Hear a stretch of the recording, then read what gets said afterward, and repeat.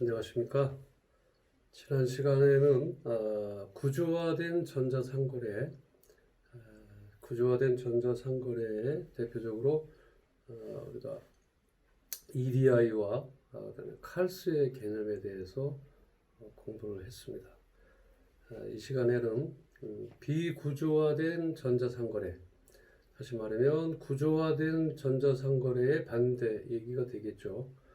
비구조화된 전자상거래가 무엇인가? 날씨가 잠깐만요. 날씨가 많이 더워졌습니다. 그래서 죄송합니다. 잠시 상의를 벗고 여러분들한테 다가가도록 하겠습니다.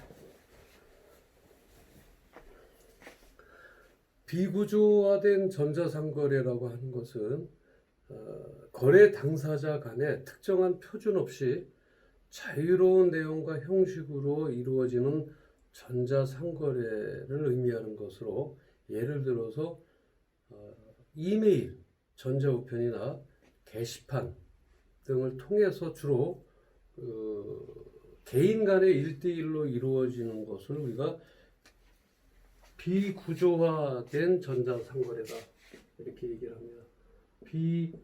비구조화된 전자상거래.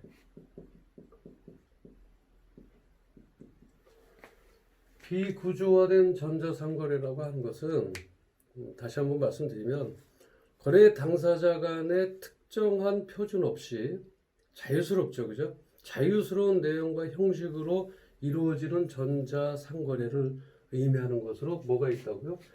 자, 특정한 표준 없이, 표준은 없습니다. 뭐 어떤 구속력도 없고요. 특정한 표준 없이, 또요, 자유로운 내용과 형식입니다.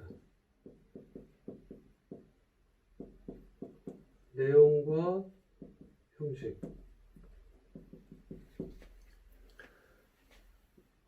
이루어진 이 전자상거래, 이 전자상거래를 우리가 비구조화된 전자상거래다 이렇게 얘기를 하는데요. 여기서 예를 들어서 이런 것들이 있어요.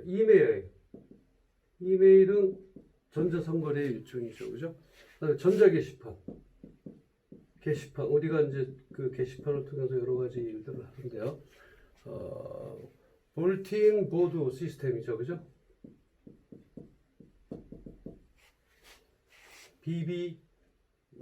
BBC라고, BBS라고 얘기하는데 보드죠.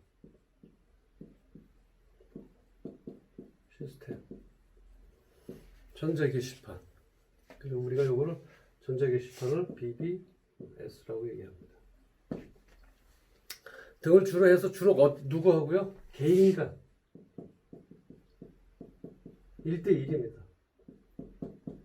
예, 이렇게 해서 이러한 전자상거래를 우리가 비구조화된 전자상거래다 이렇게 명명할 수가 있고 이렇게 불려집니다.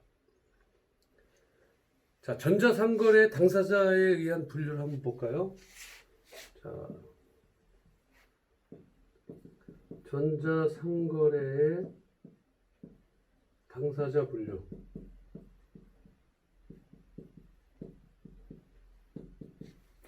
전자상거래 당사자 분류를 보시면 개인, 그다음에 행정기관이죠. 국가라고 해야 되나요? 행정기관. 그다음에 기업과 기업 이렇게 돼 있죠, 그죠? 그럼 우리가 이제 보통 얘기할 때 기업과 기업의 거래는 뭐라고 얘기하죠? 비즈니스 투 비즈니스라고 얘기하죠. 그래서 이건 뭐라고 얘기해요? 뭐라고 얘기하죠? B2B. 비즈니스 투 비즈니스. 그 다음에 개인과 행정기관이요.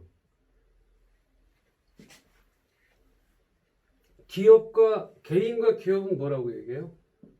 B2 커스터머 해갖고 B2C라고 얘기하죠. 마찬가지 개인과 기업은 B2C라고 얘기하고요. 기업과 행정기관은 뭐라고 얘기하나요? government 해갖고 B2G라고 얘기합니다. 그죠? 이렇게 상관관계를 가지고 있어요. B2C.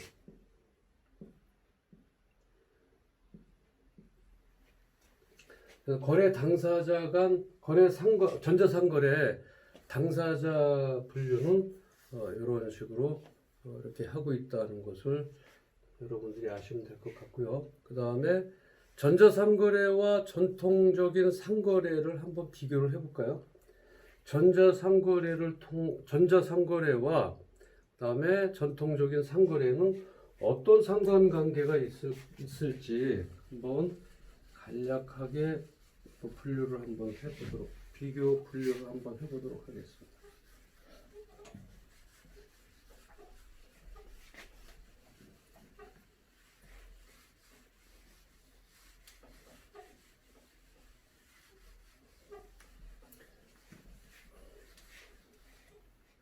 비대면 수업 방식을 통해서 여러분들한테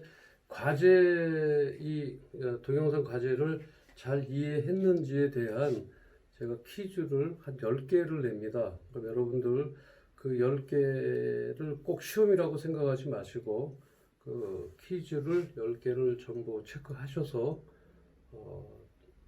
그 구글 클래스라든지 이런 SNS를 통해서 저에게 보내주셔야 될 것 같습니다. 잘 참고하시고요.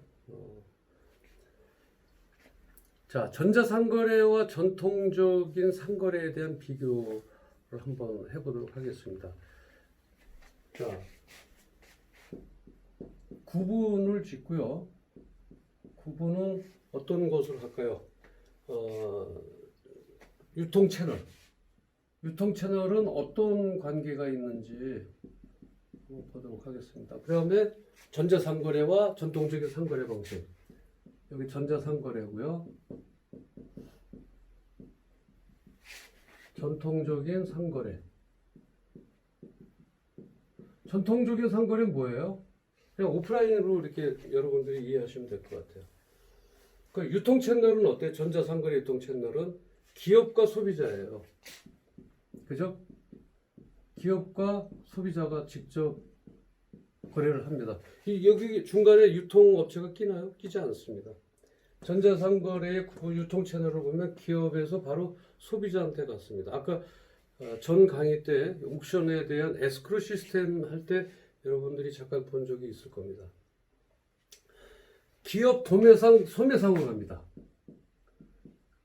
도매상 또는 소매상, 그 다음에 어디로 와요?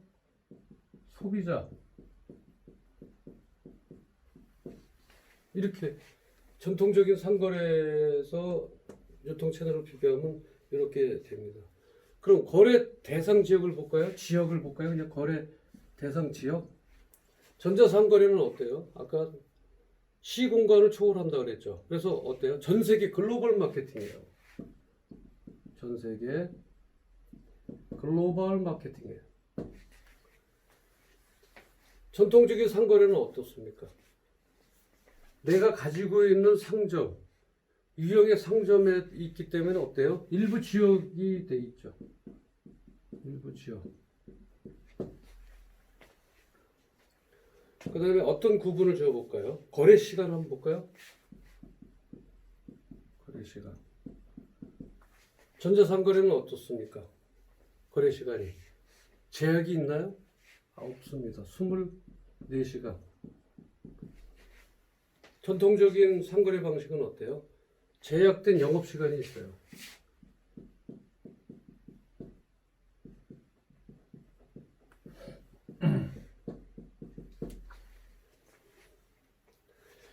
고객 수요 파악을 한번 볼까요? 고객 수요. 고객 수요. 고객 수요라는 거는 몇 대 고객의 수요를 한번 우리가 전자상거래와 한번 비교를 해볼게요. 여기다 라인을 한번 그을까요? 이렇게 라인을 긋고, 이렇게 라인을 긋고, 이렇게 라인을 그어볼게요. 고객의 수요는 어때요? 전자상거래의 고객의 수요를 보면 온라인상이기 때문에 수시로 획득할 수가 있어요. 또 재입력이 필요가 없습니다. 고객 관리할 때 이 고객에 대해서 다시 이 고객의 데이터를 가지고 할 필요가 없어요. 일단 들어온 고객은 어떻게 되죠? 입력이 필요 없어요. 그래서 디지털 데이터가 자동 완성됩니다. 이걸 어떻게 표현하면 온라인 수시 획득이라고 말씀드리면 되겠어요. 그리고 재입력이 필요 없다 그랬죠. 그래서 어때요? 디지털 데이터가 형성됩니다. 디지털 데이터. 여기 형성이 돼요. 자동 형성이 되는 거죠. 그죠? 근데 전통적 상거래는 어때요? 영업사원이 획득을 해요. 누가? 고객 수요는. 그러니까 영업사원들이 예를 들어서 근무를 하다가 나가면요. 이 거래처 이 고객 수요도 같이 없어지는 때가 있었어요. 아주 옛날에는. 근데 지금 그렇지 않습니다. 그래서 여기는 어때요? 디지털 데이터가 자동으로 입력되지만 영업사원이 고객의 그 명단을 다시 재입력을 합니다. 그래서 이거를 어떻게 표현하냐면 정보 재입력이에요.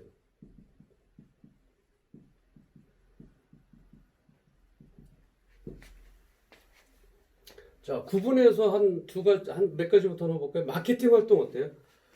마케팅 뭐예요? 홍보 활동이죠, 그죠? 마케팅 활동은 어떻습니까? 마케팅 활동은 쌍방향 통신을 통한 1대1 인터랙티브 마케팅이에요. 인터랙티브 마케팅은 1대1 마케팅이다 보니까 상당히 그 마케팅에 대해 들어가는 홍보에 들어가는 것들을 경비나 그런 유지 비용이 필요가 없습니다. 그래서 요거는 인터랙티브 마케팅이다.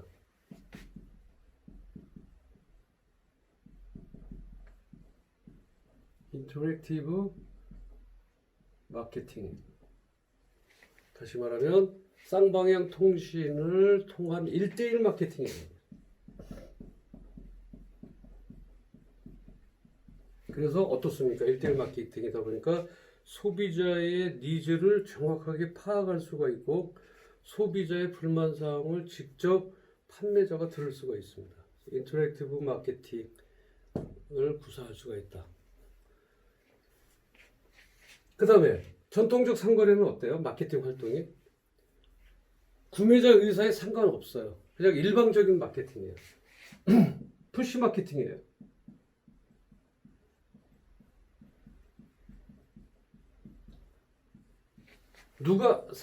소비자가 뭘 좋아하는지 알 수가 없습니다. 그냥 판매자가 일방적으로 우리 회사 제품이 좋다 이렇게 하는 거죠. 이를테면 이런 것을 생각하시면 될 것 같아요.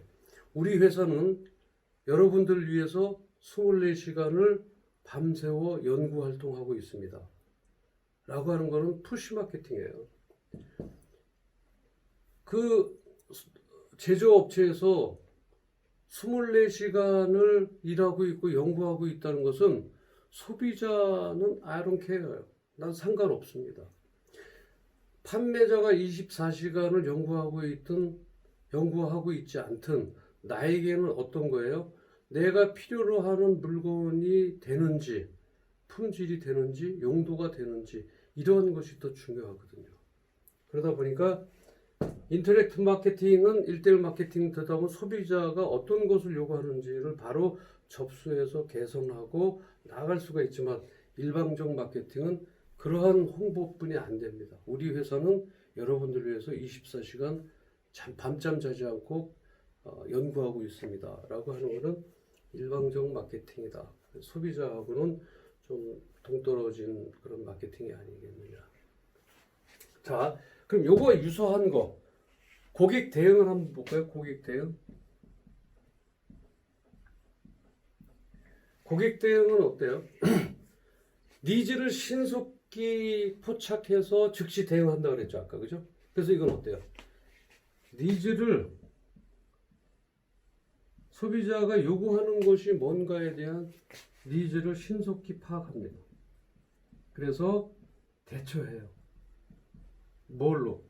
품질을 개선한다든지 어떤 유저 인터페이스, 다시 말하면 소비자들이 사용하고자 하는 그 인터페이스 자체를 수정 보완해서 다시 제2의 모델이 나갈 수 있다는 것이죠. 전통적 상거래는 어떻습니까? 니즈 포착이 어렵고 대응이 지연됩니다. 이 대응이 지연돼요. 그러면 다른 곳에서 이미 대처하고 신제품이 나올 때 여기서는 후발주자로 나타나게 되죠. 그래서 이러한 고객 대응에서도 많이 지연되고 있다. 마지막으로 하나 더 할까요? 판매 거점. 판매 거점은 어딜까요? 전자상거래의 일렉트로닉 커머스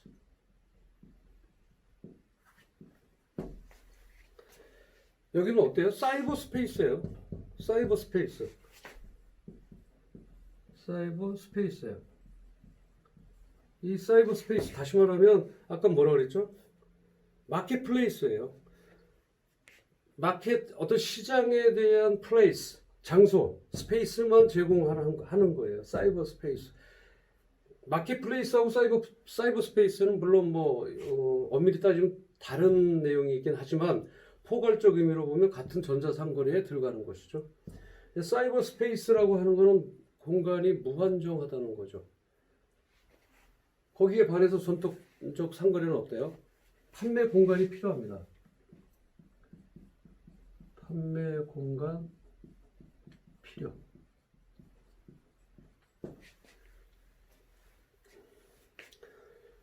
자, 이렇게 전자상거래와 전통적 상거래를 비교해 봤을 때 이러한 내용들이